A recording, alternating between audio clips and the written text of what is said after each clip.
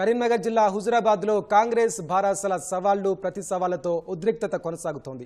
కాంగ్రెస్ నియోజకవర్గ incharge Pranav MLA Kaushik రెడ్డిని చెల్పూరు హనుమాన్ ఆలయం వద్దకు ప్రమాణం చేసేందుకు రావాలని పిలుపునిచ్చిన నేపథ్యంలో పోలీసులు ముందు జాగ్రత్తలు తీసుకున్నారు. హైదరాబాద్ నుంచి వేనవంకకు చేరుకున్న ఎమ్మెల్యే కౌశిక్ రెడ్డిని గృహ నిర్బంధం చేశారు.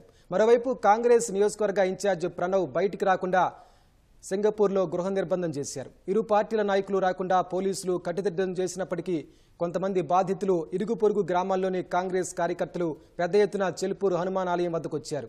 పోలీసులు వారిని అడ్డుకుని అదుపులోకి తీసుకుంటున్నారు. మరోవైపు ఒక బాధితుడు తన వద్ద 20 లక్షల రూపాయలు తీసుకున్న పాడి కౌశిక్ రెడ్డి కోర్టులో ఉద్యోగం ఇప్పించకుండా మోసం చేశారని తడిబట్టలతో ప్రమాణం చేశారు.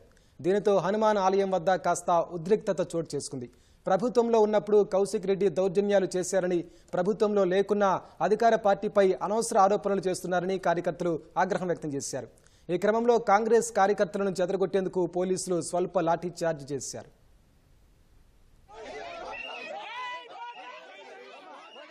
కౌశిక్ రెడ్డి గారు నా దగ్గర కోర్టులో నౌకరు పెట్టిస్తానని 20 లక్షలు తీసుకున్న మాట వాస్తవం. ఇవాళ ప్రమాణం చేయడానికి మేము రమ్మడం ఆయన రాలేదు. ఇవాళ మేము గుడికాడ సిద్ధంగా ఉన్నాం ప్రమాణం చేయడానికి. అందుకే గత 2 సంవత్సరాల కాలంగా ఆయనకు సవాల్ విసురుతున్నాను. ఏ రోజు సవాల్ స్వీకరించలే.